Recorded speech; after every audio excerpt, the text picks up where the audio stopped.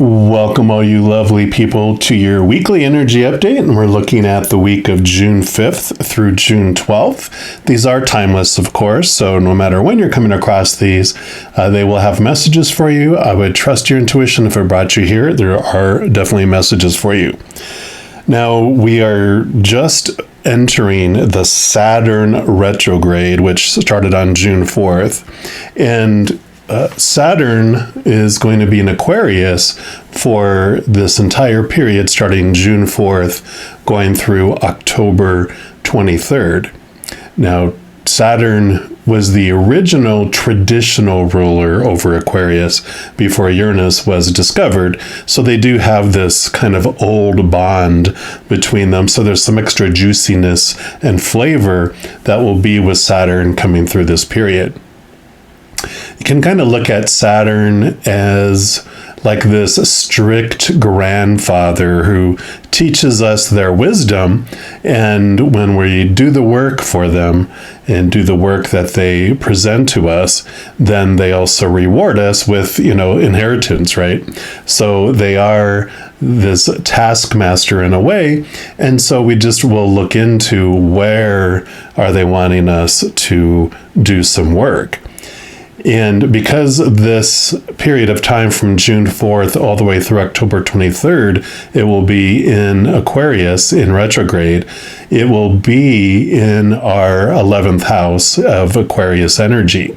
So the classroom that we're going to be in, revisiting our beliefs, because that's what Saturn does. It has us challenge how we think about a particular area of our life. So the 11th house is about like our beliefs, our interactions with society, groups of friends or colleagues or whatever groups we're a part of. And it can be like our view of the entire world as well. So during this retrograde, Saturn is always having us do the work, but during the retrograde is kind of like our time to review our notes we've been taking as we're going through a classroom. We reflect on what we've learned and really what changes we want to introduce into our lives when Saturn goes direct on October 23rd. So, Saturn goes into retrograde every single year for about a third of the year. So this isn't something new and surprising for us. It's just something that will unfold for us. So for this reading, what we're going to be looking at is what would be in our highest experience to review during this Saturn retrograde. And I'm going to have a reading for each individual zodiac sign. I'm going to jump into yours right now. All right, Sagittarians, this is your weekly energy update, and we're going to start off with these archetype cards. And side note, all the cards I use in a reading, I do list in the description box below. We'll start off with these cards, which basically just tell us like the area of our personality or our life that we can take a look at here and see where it would be for our highest experience to review during this Saturn retrograde. So for our Sagittarians, what area of your life? All right. And they do want both. I double checked and they said yes, yes, yes.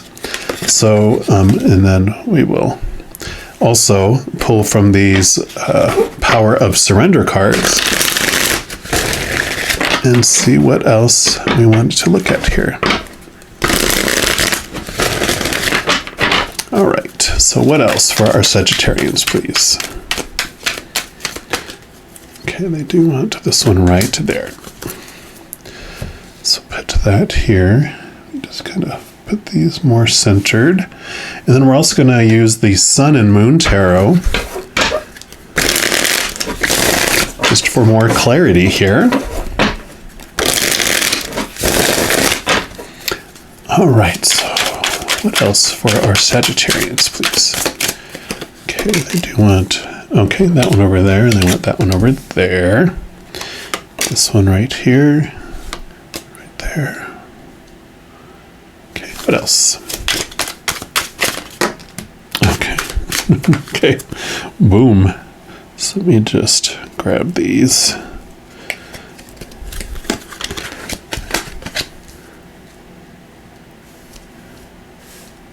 Alrighty. So let's start over here. And you have the child wounded, and it has a light attribute and then the shadow attribute. So the lighter side, the light side of that energy is that it awakens compassion and desire to serve other wounded children. It opens the learning path of forgiveness. The shadow side, if we're in the shadow side of the energy, then we blame all our dysfunctional relationships on childhood wounds, and we resist moving on through forgiveness. So, energy there. We're also going to look at the scribe here. And the scribe, of course, the lighter side is preserving knowledge and information, and the shadow attribute is altering facts or plagiarizing others' work. So what I feel like this combination of these two cards together coming for you, it's almost like they're showing me this storybook. It's like when we're in the shadow side of these energies, it's like we're doing the Grimm's fairy tales, which the original Grimm's fairy tales was a very dark book. It was a very fear-based, and so we have these fearful stories that are told to our little inner child, and we hold on to them dearly. We have all this collection of these dark, fearful books on our shelf, right? In our minds. But then so that's like what is being encouraged to review, these scary stories we told ourselves as children that we've held on to over and over again. That it's almost like they're showing me a movie of like an old village, where they were told something from very young and had these superstitions, and so they continue even into adulthood, carrying out those superstitions because they fear the stories that they were told when they were young. Don't go into that forest, it kills you, that kind of theatrical story that they're showing. But there is this review of that. Let's see what else for this power of surrender. Yeah, so surrender to divine timing. Sometimes divine timing may differ from your ego's timing. If a goal isn't manifesting fast enough, according to your ego, be patient and trust the universal flow. So 2 messages that are coming in for this, and regardless of what we were talking about here. One is that just trust the divine timing. If you've been, and I am feeling that you have been working on, working through these scary stories of your childhood, your entire life, that it is unfolding. You have been making progress. The release will happen in divine timing, and you will, once it has served its divine purpose that you wanted to experience while you were here, it'll drop away and it will end. But I'm hearing once upon a time, so the timing of the stories too has something to do with that, and we'll, I'm sure, get clarity as we start going through this little building that we have going on here. And where do you want to go? I want to go here. Okay, yep. So the High Priestess.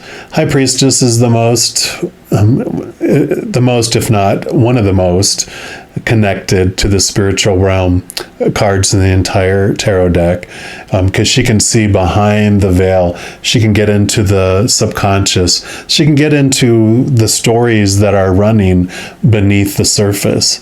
So she has the ability to connect to the spiritual realm, but also she has the ability to connect to our unconscious and subconscious. And we do have these programs that are minimized and are still running behind the scenes when we grow up, because no matter what happens when we're children, you have 2 choices. We can look at the positive side of things, and then the scary piece gets submerged into our subconscious, still running. or we choose to experience the scary thing and be aware of it, and then the good is brought into our subconscious and is running. So the process of this high priestess, I feel, is really this journey over this Saturn retrograde, is to review and bring subconscious things into the conscious realm. So we're going to go to this one next. Yeah, and here's the Judgment card. So Judgment card here, card number 20, is about understanding and becoming more aware that you're so much more than this human experience and this human character that you're playing. You are this powerful, supernatural, eternal spirit being that's made of unconditional love, living that experience. And I feel like, the high priestess is connected to the higher realm, becoming aware, and the Judgment, your higher self is basically blowing a horn to help awaken your human side. So there is this duality that's coming in with both these cards here, which is so perfect. So we definitely have this spiritual connection is such an important piece of your journey over these next couple or few months. Let's get into the foundation down here. Yeah, so you have the King of Cups. Cups are your emotions, and he holds in his hand here the Ace of Cups. And the Ace of Cups is the Holy Grail. It is the chalice. It is full of the unconditional love of the Creator of all things and of all those beautiful beings of unconditional love and light on the other side. And so the King, this is basically the highest emotion that you can experience, which would be the unconditional love of the Creator of all things. So the foundation of this experience that you came down here to experience is very much, like the High Priestess, there's a black pillar and a light pillar. This is the duality. It's even card number 2. And then card number 20 here, that's, X and X is card number 20 with the Judgment. When you add 2 plus 0 together, you get 2. So there is this duality. It's teaching you about that. You are a white pillar, is your higher self. You come down here to experience what a shadow might look like, because in experiencing the opposite, you more fully understand what white is. If all we experienced was the white pillar, you wouldn't understand that it was even white or light. But understanding and experiencing the shadow, the opposites of what we are, when we more fully understand who we are. So there is this awareness that's coming in that your childhood and anything that you experienced was not by accident. It wasn't a punishment, but things unfolded in divine timing, in perfect order in the storyline that happened, because you wanted to experience this adventure of Grimm's fairy tales, going through the experience because it was exciting. It's like what children want, when we're young and we don't want to go to bed yet. We're like, tell me a story, and like, tell me a scary story of the Grimm tale, right? And so these are the stories that they're talking about. Let's see what else we have here. Yeah. And you have the 10 of Pentacles. So you have the highest, emotion you can feel in your emotions. Pentacles is your outside world and really how you look at your worth. And the 10 of Pentacles is like the highest outside of the royalty. The King of Pentacles would be the highest, but the 10 of Pentacles is like a top, at the very top as well, because right after this you move into the royalty. So this is about abundant, this feeling of wholeness and completeness. It even says wealth at the top here, which represents this whole feeling that you get, which is what you get when you have this emotional fulfillment of unconditional love. It's what you've been searching for this entire existence, is the unconditional love of back home. We've been experiencing the imitation, the conditional love in the outside world, the black pillar in the outside world, but we can always find that white pillar, that unconditional love inside. That's kind of the story. This will be the happy ending, right? Both of these are the happy ending. This is the story, and here's the happy ending. Let's see what else they have here. So this is what's on the roof. This is what's like above, looking down on your situation to help you. Yeah. So 9 of Cups. happiness.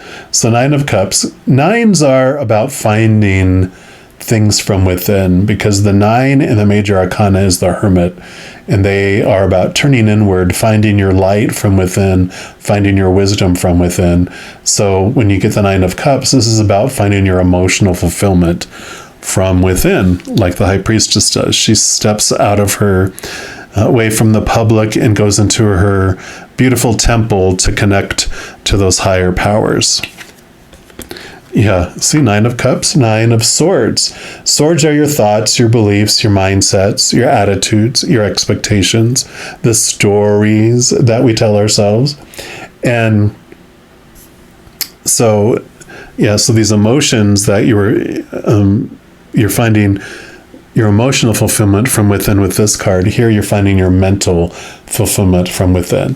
Because usually you have all these stories that are on your mind, right? And they usually call this the nightmare or the insomnia card because of the scary stories that we keep repeating in our head. But with this being another 9, this is about you're finding the source and the meaning of these scary stories from within. Yep, and here's the Wheel of Fortune. So this would be another 10 endings and new beginnings coming into your life. But the Wheel of Fortune has this story, and they kind of were hinting about it with some of this we were talking about. But they want me to tell you the full story on here.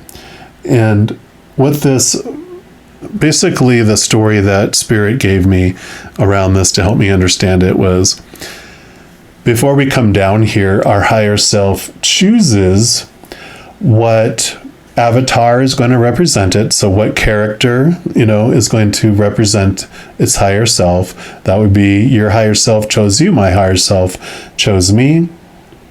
It chose when we were going to be born, when we are going to step and pull out of our bodies and go back fully into the spiritual realm. And then all these fated events that it wanted to experience while we were down here, those experiences of contrast, right? So that's the scary stories. That's all these fated events that were going to unfold.